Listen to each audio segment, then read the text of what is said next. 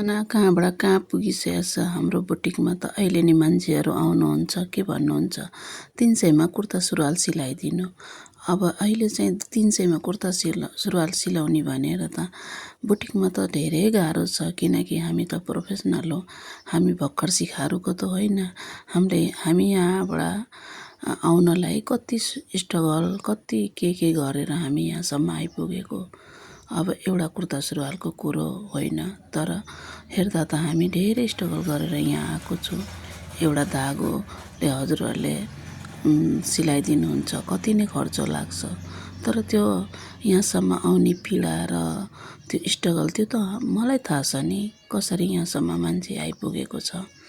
हजुर कि जसले पाए त्यसले एउटा धागोले लुगा सिलाउन सकिन्छ, हामीले दिएको जस्तो सक्दैन नि। त्यही भएर भन्न सजिलो छ, एउटा धागोले हजुरहरूले लुगा सिलाइदियो भने कति नै खर्च आउँछ।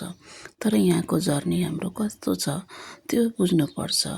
हाम्रो पनि अब यहाँ रेन्ट छ, स्टाफ खर्च छ, आफ्नो खर्च छ, सबै हामीले उठाउने भने यहीँबाट त हो नि। अलिअलि हामीले त लिएन भने त कहाँबाट कसरी गर्ने।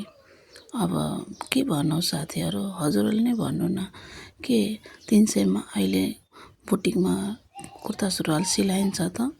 सिलाउँछ होला, भर्खर सिकेर बहिनीहरू दिदीहरू घरमा कुर्ता सुरुवाल सिलाउन सिक्दै हुनुहुन्छ होला हात बसाउनको लागि। उहाँहरूले त 200 मा 250 मा नि सिलाइदिन्छ। अब के भन्ने। Thank you so